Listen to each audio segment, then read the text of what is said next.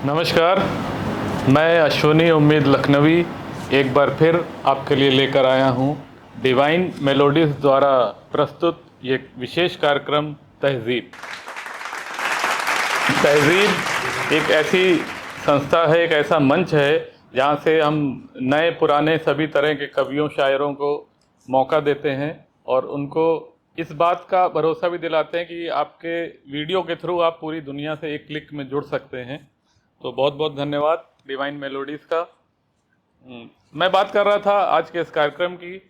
इस कार्यक्रम में सभी तरह के रचनाकार हमारे बीच मौजूद हैं। शायर भी हैं और कवि भी हैं, हास्य कवि भी हैं, जिनका जब परिचय आएगा तो मैं बताऊंगा, विशेष परिचय है उनका। और हमारे साथ सीमा जी हैं, गुलशन जी हैं और राही जी, कई लोग हैं। तो कहने का मतलब ये है कि जब इस तरह की कोई काव्य संध्या होती है तो उसमें अलग अलग तरह के, अलग अलग किस्म के पुष्प हम लोग सजाने की कोशिश करते हैं और एक ऐसा गुलदस्ता बनाते हैं जिसमें सभी तरह की विधाएं शामिल हो सकें। एक शायर हुए सरशार सैलानी जी। उनका एक शेर मुझे याद आ रहा है कि चमन में इख्तिलाते रंग व बू से बात बनती है।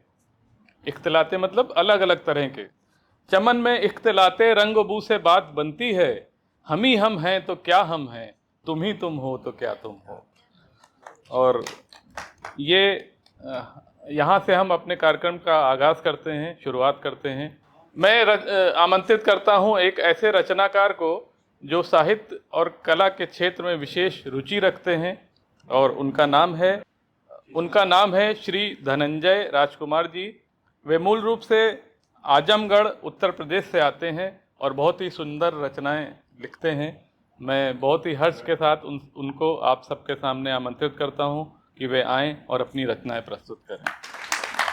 जब भी मिलते हो मुस्कुराते हो, ये उनके लिए मैं दो पंक्तियां कहना चाहता हूं। उनकी विशेष मुस्कुराहट आप देख रहे होंगे। जब भी मिलते हो मुस्कुराते हो, इतनी खुशियां कहाँ से लाते हो। धनंजय राजकुमार।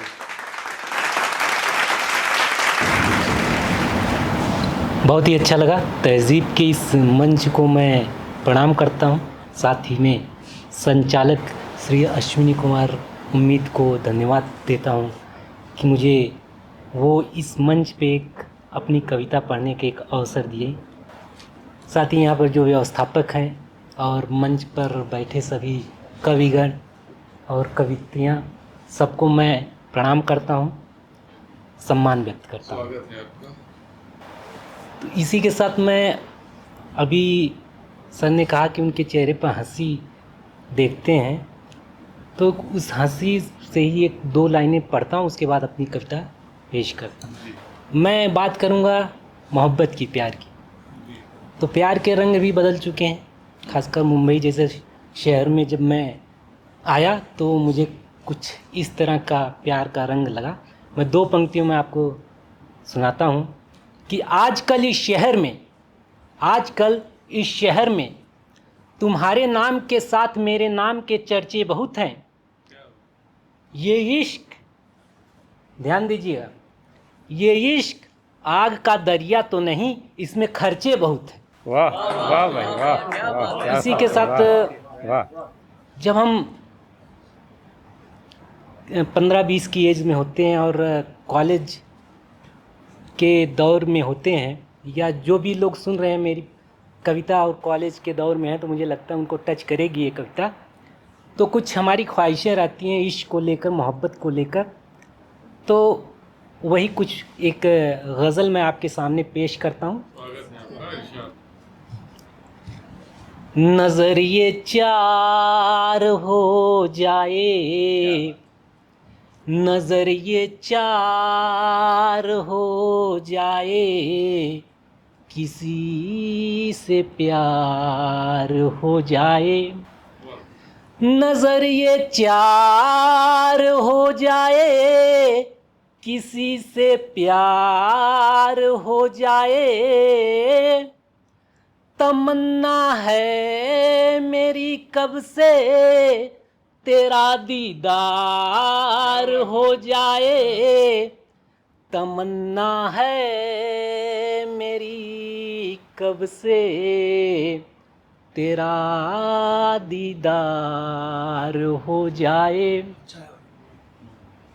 ये इस गज़ल की मेरी दूसरी शेर पेश है। मेरा उद्धार हो जाए जो तेरा साथ हो जाए। मेरा उद्धार हो जाए जो तेरा साथ हो जाए। मेरे हाथों में जो तेरा कसम से हाथ हो जाए। वाह ये वाह भाई, नजरें वाह, क्या बात है, चार वाह, हो जाएं, किसी से प्यार हो जाए। क्या बात। तो इसकी अगली शेर पेश है आपके सामने, और मैं आपसे तवज्जो चाहूँगा।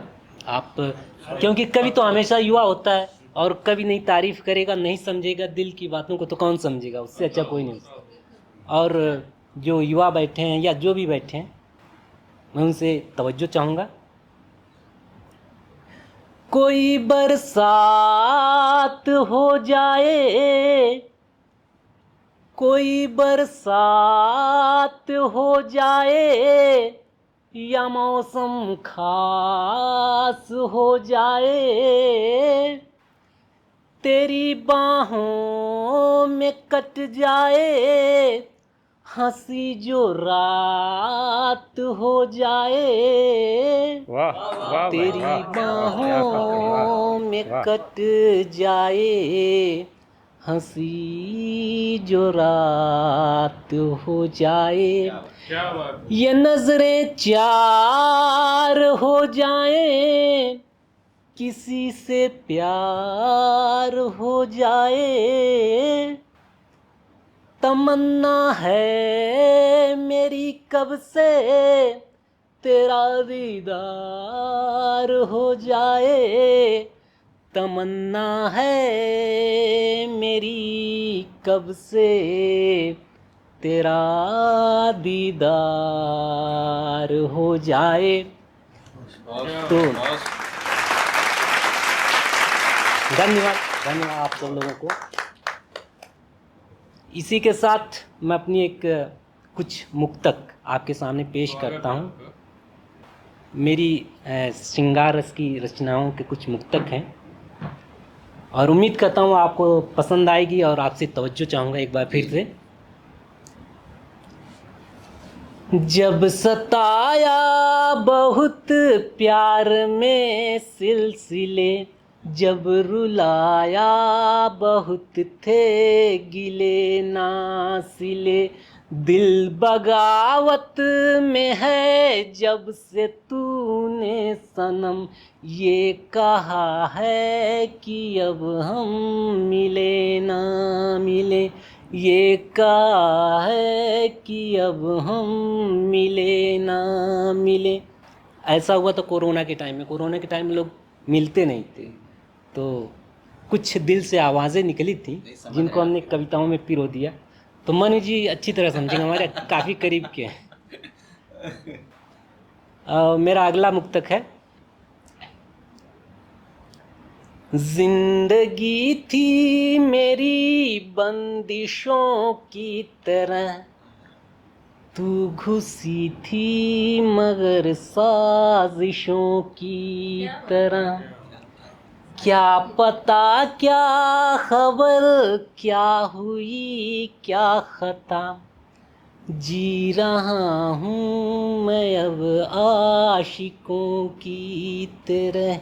जी रहा हूँ मैं अब आशिकों की तरह। और मेरी अगली मुक्तक है। प्यार की खूबसूरत निशानी बनी, प्यार की खूबसूरत निशानी बनी, प्यार की एक कथा एक कहानी बनी, वाह वाह भाई वाह वाह क्या बात है, था वाह अधूरा बहुत, था अंधेरा बहुत। देखिए हम पूर्ण कैसे हो जाते हैं। और लोग कहते हैं इश्क में लोग बर्बाद होते हैं, मैं तो कहता हूँ इश्क में आबाद भी होते हैं, और मैं बताता हूँ कैसे। क्या बात, स्वागत है। प्यार की खूबसूरत निशानी बनी, प्यार की एक कथा एक कहानी बनी, था अधूरा बहुत, था अंधेरा बहुत, तूने लौ दे दिया तो जवानी बनी, वाह तूने वाह, लौ वाह, दे क्या बात है, दिया वाह, तो वाह। जवानी बनी। धन्यवाद। जैसा कि मैंने जब इनका परिचय दिया था तो आपको बताया था कि इतनी खुशियाँ कहाँ से लाते हो, जब भी आते हो मुस्कुराते हो। तो जो मुस्कुराहट थी उसको कायम रखते हुए इन्होंने पूरा अपना जितना भी इनका प्रेजेंटेशन था, इनकी प्रस्तुति थी, उसे दी और मेरी बात को इन्होंने सत्य साबित किया। उसके लिए बहुत बहुत धन्यवाद। और ये तहज़ीब का कार्यक्रम है, आप सब लोग जानते हैं। तो मुझे एक शेर याद आता है, रवीश सिद्दीकी एक शायर हैं कि उर्दू जिसे कहते हैं तहज़ीब का चश्मा है, उर्दू जिसे कहते हैं तहज़ीब का चश्मा है, वो शख्स मुअज़्ज़ब है जिसको ये ज़ुबान आई। क्या बात। और उर्दू की खासियत तो यही होती है कि उसको बोलने में, उसको सुनने में एक जैसे लगता है कि कानों में एक चाशनी सी घुल रही है। चलिए इसके बाद हम अगले रचनाकार की ओर बढ़ते हैं, जो हमारे बीच मौजूद हैं और पहली बार इस मंच पर आए हैं। उनका मैं बहुत बहुत स्वागत करता हूं। आपका नाम है श्री मन श्री तो मैंने उसके लिए लगाया, लेकिन उनका नाम ही है मन श्री। और उनकी एक किताब भी प्रकाशित हो चुकी है जिसका नाम है बस यूं ही, जो अमेज़ॉन पे उपलब्ध है। मैं कोई विज्ञापन नहीं कर रहा हूँ, लेकिन जो सच्चाई है वो मुझे बोलनी पड़ेगी यहाँ पर। और इसके अलावा वो साहित्य के अलावा और भी कई कलाओं में रुचि रखते हैं। मुंबई में ये मन mind and soul theatre production चलाते हैं, जिसमें नाटक, शॉर्ट मूवी या एल्बम, माइम और क्वालनिंग, मैं शायद सही नहीं बोल पा रहा हूँ, आप बता दीजिएगा, और अभिनय की और भी जो विधाएं होती हैं उसमें वो काम करते हैं। बहुत बहुत बधाई आपको। मैं आपको बहुत ही आदर के साथ इस मंच पर आमंत्रित करना चाहता हूँ, लेकिन उससे पहले आपके सम्मान में कुछ पंक्तियाँ पढ़ना चाहता हूँ। किसी शायर ने कहा कि तू अगर इश्क में बर्बाद नहीं हो सकता, आपके लिए, तू अगर इश्क में बर्बाद नहीं हो सकता, जा तुझे कोई सबक याद नहीं हो सकता, और मेरी आवाज़ तो मुमकिन है दबा दी जाए, मेरा लहजा कभी फरियाद नहीं हो सकता। मनीश्री जी आइए। तो संचालक महोदय का बहुत बहुत धन्यवाद, उन्होंने इतना शानदार परिचय दिया मेरा। और मैं धनंजय जी को भी धन्यवाद दूंगा कि उन्होंने इतना प्रेम भरी शुरुआत की। मंच पे उपस्थित सभी कविगणों को नमस्कार, और सभागार में उपस्थित सभी गुणीजनों को मेरा नमन। तो कविता शुरू करते हैं। ये कुछ घटना से कविता शुरू हुई थी। बस मैं यूं ही बैठा हुआ था और मेरे मन में आया कि कुछ लिखूं, तो मैंने लिखा, लो आज मैं लिखने बैठा हूँ। तुम रोज ठिठोली करती हो, गीतों रंगों में रहती हो, लो आज ठिठोली करता हूँ, लो आज मैं लिखने बैठा हूँ। क्या बात, क्या बात। मन मंदिर के पहियों पर तुझे आज राज रंग दिखलाता हूँ, लो आज मैं लिखने बैठा हूँ, लो आज मैं लिखने बैठा हूँ। तुम रोज रंग कर आती हो, मैं शरण गीत ले आया हूँ, और तुझे चुराने के खातिर मैं तिल मिल आया हूँ, लो आज मैं लिखने बैठा हूँ, लो आज मैं लिखने बैठा हूँ। वाह वाह भाई वाह वाह, क्या बात है, वाह। तुम रोज रंग कर आती हो, मैं शरण गीत ले आया हूँ, और तुम्हें चुराने के खातिर मैं तिल मिल आया हूँ। लो आज मैं लिखने बैठा हूँ, लो आज मैं लिखने बैठा हूँ। तुम होली में रंगोली में, तुम सजी थाल की रोली में, तुम चमत्कार तुम पुष्टहार, तुम नयनाकार तुम चित्रकार, तुम रास भी तुम खास भी तुम नमस्कार तुम ही प्रणाम, तुम मेरी सुबह नवेली हो, तुम रात रंग पहेली हो। वाह वाह भाई वाह। तुम मेरी क्या सुबह बात है, नवेली वाह, हो, वाह। तुम रात रंग पहेली हो। तुम हो श्रृंगार तुम हो शिकार, तुम रास बिहारी तुम भीमताल। लो आज मैं लिखने बैठा हूँ, लो आज मैं लिखने बैठा हूँ, लो आज मैं लिखने। और इसी के साथ ये दूसरी कविता, तो ये भी यूं ही टहलते हुए कुछ देख रहा था और मुझे कुछ ख्याल आया और मैंने गुनगुनाना शुरू किया। तो वही चंद पंक्तियां आपके लिए हैं। क्योंकि मैंने चिड़ियों को उड़ते देखा था, ये दूर आकाश सा परिंदा कभी उमड़ घुमड़ कर आता था। ये आशिक था, रंगीला था, रेशमी बालों सा चमकीला था। ये मदमस्त था, हम मस्त था, कभी हड़बड़ तो कभी गड़बड़, कभी सरपट सा निकला हमारी आंखों से, क्योंकि मैंने चिड़ियों को उड़ते देखा था। वाह वाह भाई वाह वाह, क्या बात है, वाह। तलवार की तरकश सा, हर कश की उन्माद सा, तालीम बेमिसाल सा, संस्कृत हर छंद सा, हिंदी शुभारंभ सा, क्या शब्दों का प्रयोग। ख्वाहिशों की मंशा सा, बेखुदी बेइंतहा सा, क्योंकि मैंने चिड़ियों को उड़ते देखा था। ख्वाहिशों की मंशा सा, बेखुदी बेइंतहा सा, रूहानी बातों के आगाज सा, रह रह कर मुझे पुकारता रहा, क्योंकि मैंने चिड़ियों को उड़ते देखा था, क्योंकि मैंने चिड़ियों को उड़ते देखा था। वो सुबह की प्याली चाय सा, वो शाम की रवानी उन्माद सा, वो हम मस्त हर कसम हर राह सा, कहीं दूर खड़े होकर मुझे पुकारता रहा, क्योंकि मैंने चिड़ियों को उड़ते देखा था, क्योंकि मैंने चिड़ियों को उड़ते देखा था। वो किसी रंगीन ताबीज की स्याह सा, वो मंदिरों के घंटों की आवाज सा, वो सरपट दौड़ते बच्चों की ललक सा, वो रंगबाजों के हड़कम गान सा, वो शाख पकड़ मुस्कुराता रहा, क्योंकि मैंने चिड़ियों को उड़ते देखा था, क्योंकि मैंने चिड़ियों को उड़ते देखा था। क्या बात है, बहुत बहुत बहुत धन्यवाद, बहुत बहुत।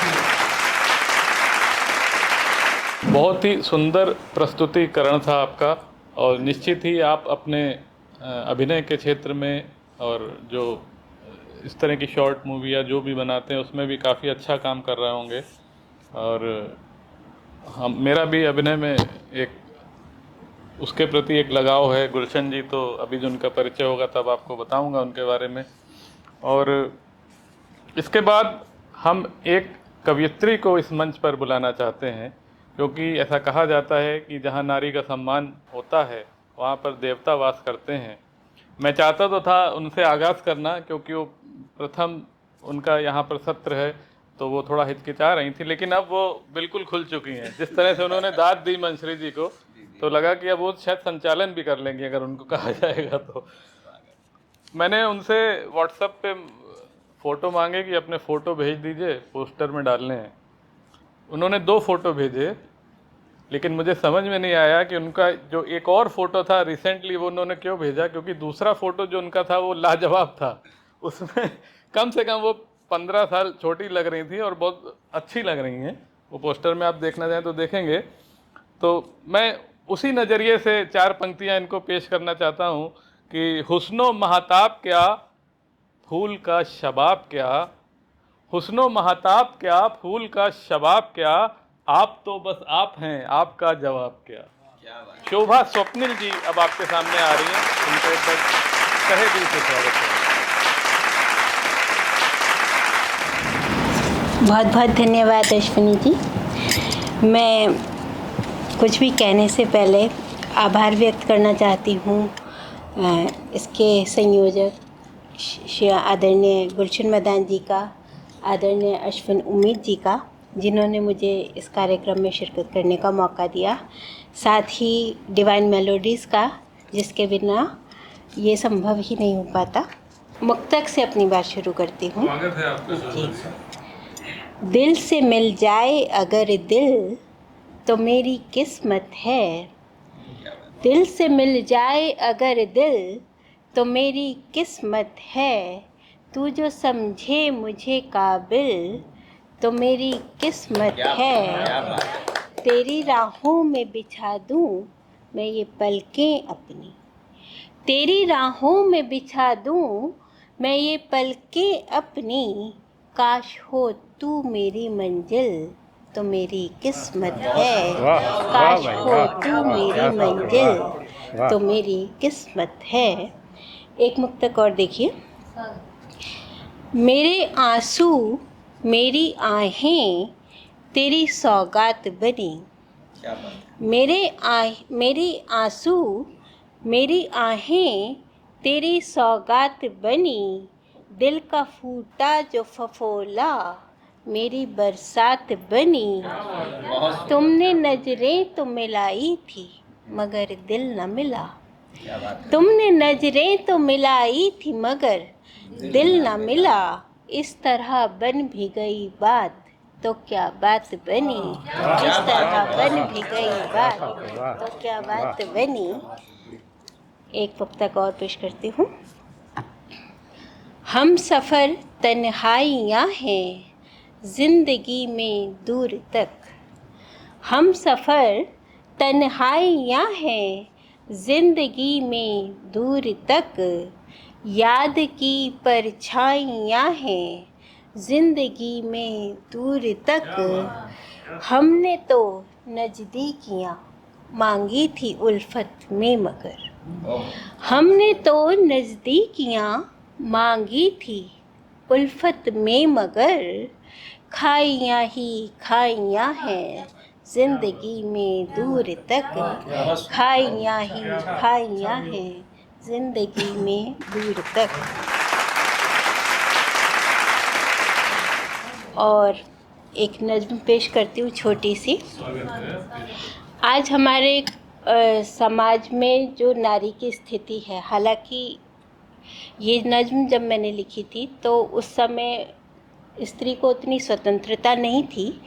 आज सरकार की तरफ से और कानूनन हमारे को बराबरी का दर्जा मिला है, लेकिन उसके बावजूद भी गांव महानगरों में तो नारी स्वतंत्र है, लेकिन आज भी कस्बों में, गाँव में जो नारी और पुरुष के बीच में अंतर है, उसको मैंने एक छोटी सी नज़्म के माध्यम से कहने की कोशिश की है।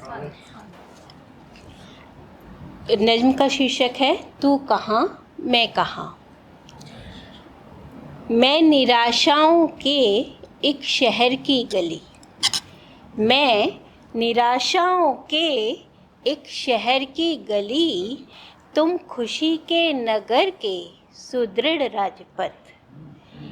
मैं विफलताओं की एक सतत श्रृंखला, तुम सफलताओं के नायकों की शपथ। मेरी झोली में आंसू कसक और गम, मेरी झोली में आंसू कसक और गम, तेरे दामन में खुशियों की अमराइयाँ, तूने पाए हैं सुख के सुनहरे सुमन, तूने पाए हैं सुख के सुनहरे सुमन। मैंने पाई हैं दुनिया में रुसवाइयाँ। तू है पुरुषार्थ का चिरपरिचित अहम, मेरा नारी सुलभ एक समर्पित जहां। वाह वाह भाई वाह वाह, क्या बात है, वाह वाह। तू है पुरुषार्थ का चिरपरिचित अहम, मेरा नारी सुलभ एक समर्पित जहां। तू है मानी तो अभिमानिनी मैं भी हूँ, तू है मानी तो अभिमानिनी मैं भी हूँ। फिर भी लगता है क्यों तू कहाँ मैं कहाँ, वाह फिर भी वाह भाई लगता वाह है वाह, क्या बात है, वाह कहाँ वाह। मैं कहाँ। धन्यवाद। और एक छंदमुक्त कविता पढ़ती हूँ। कविता का शीर्षक है कमलनाल। यह जो सरोवर में तैरता कमल देख रहे हो तुम, यह जो सरोवर में तैरता कमल देख रहे हो तुम, यह स्वयं नहीं तैरता पानी की सतह पर। इस तल की ऊंचाई बढ़ते जाने पर भी इसे सतह पर बनाए रखती है, इसको नीचे से सहारा देती कमलनाल। जो बढ़ती चली जाती है पानी की सतह की ऊंचाई के साथ साथ, जो बढ़ती चली जाती है पानी की सतह की ऊंचाई के साथ साथ, और डूबने नहीं देती फूल को पानी में, और डूबने नहीं देती फूल को पानी में। पर क्या तुम्हें मालूम है कि जब घटने लगता है सरोवर के जल का स्तर, तो कमलनाल उसके साथ घटती नहीं है। जब घटने लगता है सरोवर के जल का स्तर, तो कमलनाल उसके साथ घटती नहीं है। वह अपनी यात्रा से पीछे हटती नहीं है। जिस ऊंचाई तक पहुंच जाती है एक बार, जिस ऊंचाई तक पहुंच जाती है एक बार, उसे छोड़ती नहीं है। ऊपर उठने और दूसरों को उठाने की अपनी परंपरा को तोड़ती नहीं है। भले ही सूख जाना पड़ता है उसे, ऊंचाई से नीचे न उतरने के अपने स्वभाव के कारण। यूं एक सच यह भी है, यूं एक सच यह भी है कि लोग फूल को सराहते सहेजते हैं, पर कमलनाल की महानता को कोई नहीं जानता। लोग फूल को सराहते सहेजते हैं, पर कमलनाल की महानता को कोई नहीं जानता। वह गुमनाम मुरझाती है, वह गुमनाम मुरझाती है। क्या तुमने देखा है किसी जीती जागती कमलनाल को मनुष्य के रूप में? क्या तुमने देखा है किसी जीती जागती कमलनाल को मनुष्य के रूप में? हाँ, सचमुच कमलनाल जैसे कुछ मनुष्य भी इस धरा पर पाए जाते हैं। और दोस्त, फूल के कानों में उन्हीं के गीत भौरों द्वारा गाए जाते हैं। वाह वाह भाई वाह वाह, क्या बात है, वाह वाह। और दोस्त, फूल के कानों में उन्हीं के गीत भौरों द्वारा गाए जाते हैं। फूल इस नाल के बिना अपना सर उठा नहीं सकता। फूल इस नाल के बिना अपना सर ऊंचा उठा नहीं सकता। इस सच को जानो और हो सके, इस सच को जानो और हो सके तो जिंदगी को सहारा देते मानवीय कमलनालों को पहचानो। उनसे सीखो, उनसे सीखो कि मानवता की जिन ऊंचाइयों को छू लिया हो एक बार, परिस्थितियां विपरीत हो जाने पर भी उन्हें छोड़कर नीचे नहीं आया जाता। परिस्थितियां विपरीत हो जाने पर भी उन्हें छोड़कर नीचे नहीं आया जाता, क्योंकि ऊंचाइयां चढ़ने के लिए होती हैं, उतरने के लिए नहीं। क्योंकि ऊंचाइयां चढ़ने के लिए होती हैं, उतरने के लिए नहीं। धन्यवाद।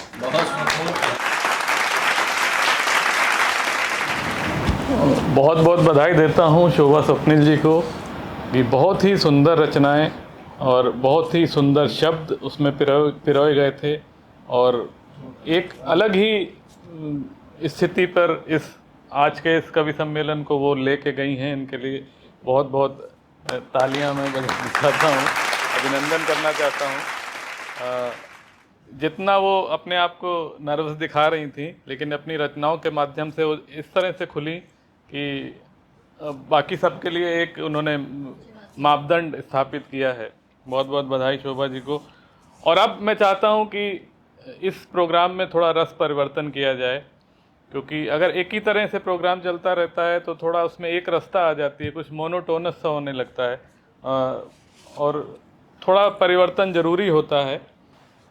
तो इसके लिए, इस रस परिवर्तन करने के लिए मैं एक ऐसे शख्स को, एक ऐसे कवि को यहाँ पर बुलाना चाहता हूँ जो केवल मुंबई में ही नहीं बल्कि भारत के अलग अलग शहरों में जा के कवि सम्मेलन करते हैं। उनको वहाँ पर बहुत आदर के साथ बुलाया जाता है और बहुत ही मशहूर हास्य कवि हैं, बहुत ही वरिष्ठ कवि हैं, श्री हरीश शर्मा यमदूत जी। जी हाँ, यमदूत जी। यमदूत नाम से आप समझ गए होंगे कि वो हास्य के धुरंधर कवि होंगे, तभी उन्होंने इस तरह का तखल्लुस रखा है। तो मैं उनको आमंत्रित करना चाहता हूं। और जैसा कि अभी ये तहजीब के जो डायरेक्टर हैं किशन सेठी जी, उन्होंने चाय वाय पिलाई है हमें, और आप लोग की लगता है कि वो चाय का जोश ख़त्म हो गया है, तो थोड़ा आप लोग दाद कम दे पा रहे हैं। तो एक शेर याद आ रहा है मुझे कि दाद तो आज भी हर शेर पे मिल सकती है, दाद तो आज भी हर शेर पे मिल सकती है, सुनने वालों को अगर चाय पिला दी जाए। तो किशन सेठी जी ने हालांकि चाय पिलाई है और बाद में भी शायद एक बार रिपीट करेंगे वो, तो आप लोग निराश ना हो, चाय मिलेगी, लेकिन आप दाद खुल के दें अगर आपको अच्छा लगता है कुछ। तो मैं हरीश शर्मा जी को आमंत्रित करता हूँ। अब एक शेर और दिमाग में आ गया तो बोलना चाहिए कि बीवी फरार हो गई खिड़की से कूदकर, बीवी फरार हो गई खिड़की से कूदकर, मैं दोस्तों को शेर सुनाने में रह गया। हरीश शर्मा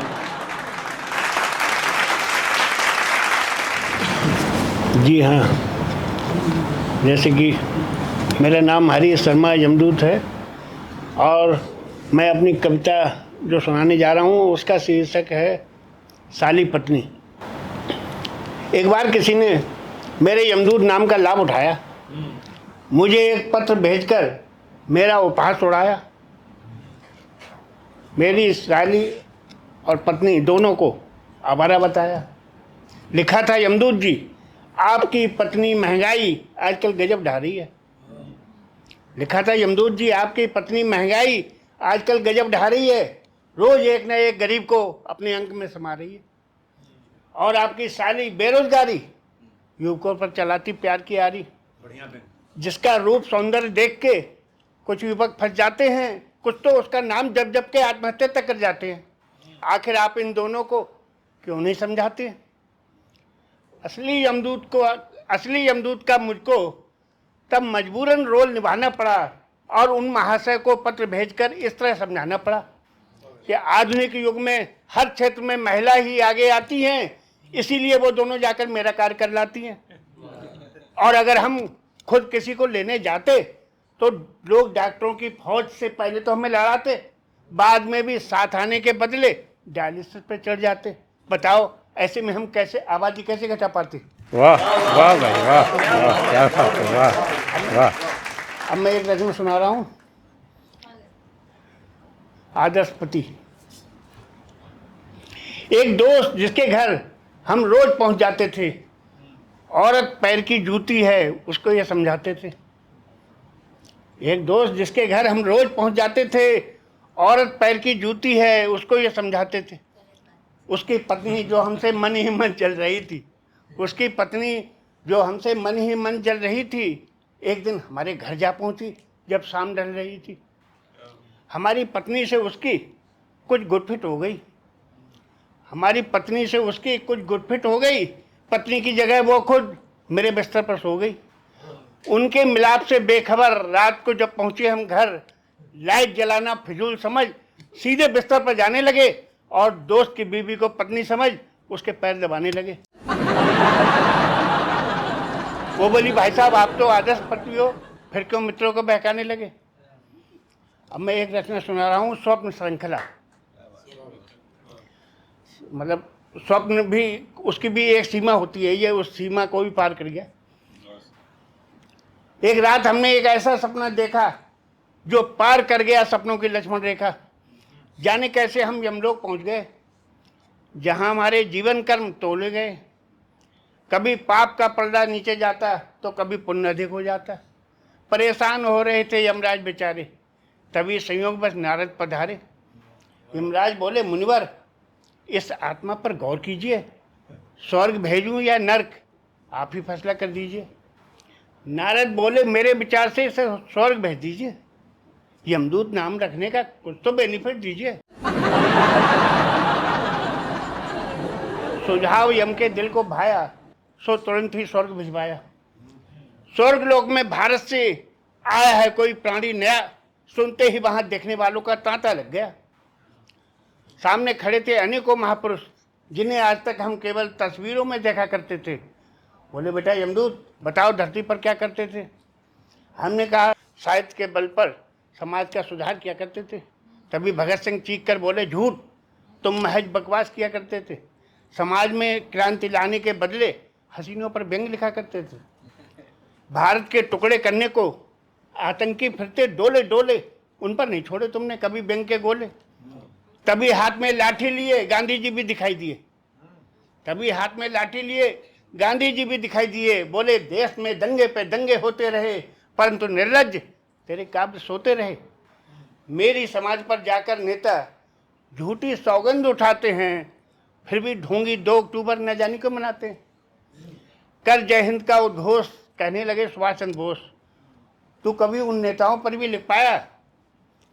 कहने लगे सुभाष चंद्र बोस, तू कभी उन नेताओं पर भी लिख पाया जिन्होंने स्वार्थ की राह पर चलकर नेताजी शब्द का मान घटाया। रावण बोला, मेरी लंका जल रही है, तमिलों पर गोली चल रही है, मगर मूर्ख तेरी काव्य कला संगार रस में पल रही है। हम सुन सुन के उनकी बातें खुद पे शर्माने लगे और नजरें बचाकर उनकी धरती पर छलांग लगाने लगे। परंतु तेज हवा के झोंके ने मेरा मार्ग ही बदल दिया। भारत नहीं, मैं सोवियत रूस के वर्जित क्षेत्र में पहुंच लिया। अचानक हमें कोरियाई विमान के यात्री याद आने लगे, क्योंकि रूसी सैनिक जासूस समझ के हम पे निशाना लगाने लगे। तभी एक धमाके से स्वप्न श्रृंखला टूट गई। मैंने कहा, अभी अभी सपने में मुझ पर बल छूटा था। श्रीमती जी हंसकर बोली, देखो ये प्याला गिर के टूटा था।